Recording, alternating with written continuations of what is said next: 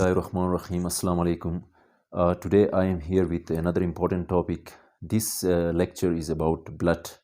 At the end of this lecture, you will understand about blood, the component of blood and function of each component. So let's start our lecture. Blood is a liquid connective tissue.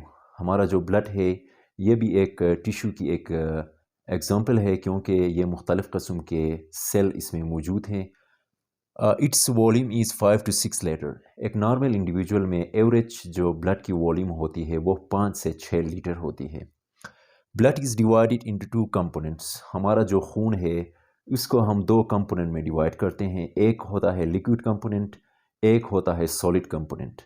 یہ جو liquid component جس کو ہم liquid part بھی کہتے ہیں اس کو ہم پلازما کہتے ہیں، اور جو سالڈ پارٹ یا سالڈ کمپوننٹ ہے اس کو ہم سیلولر پارٹ کہتے ہیں. جو پلازما ہوتا ہے ہمارے بلڈ کا وہ تقریباً 55% جو ہمارا خون ہے 100% میں سے وہ پلازما پہ مشتمل ہوتا ہے. اب ہم آتے ہیں کہ اس پلازما کا ہمارے بلڈ میں کیا رول ہے. پلازما ہیلپ، اس کا پہلا فنکشن ہے اٹ موئسچرائز مین یہ ہمارے جس سیل میں بھی جائے گا، جس ٹیشو میں بھی جائے گا یا جس آرگن میں بھی جائے گا ہمارا اس باڈی پارٹ کو یہ موئسٹ کرے گا یا نرم کرے گا. اس کا second function transport of nutrient, salt, gases etcetera.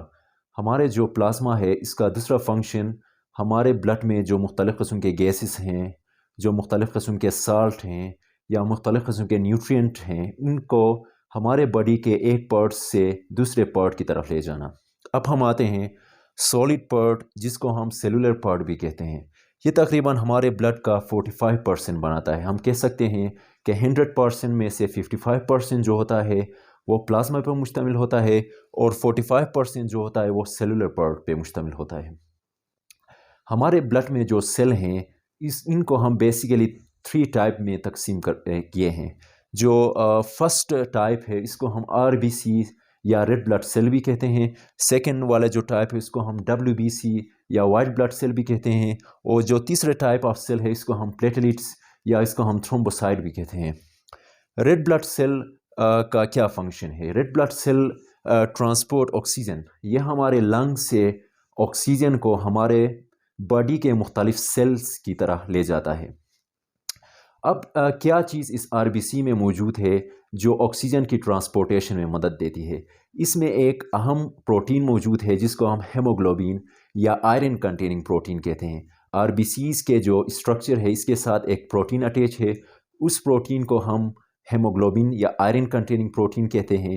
وہ ہیموگلوبین ہمارے خون کو ہمارے خون کا سرخ رنگ بھی اس ہیموگلوبین کی وجہ سے ہے. اور اس کا دوسرا فنکشن ہمارے لنگ سے آکسیجن گیس کو ہمارے باڈی کے مختلف سیلز کی طرف بھی یہ لے جاتا ہے.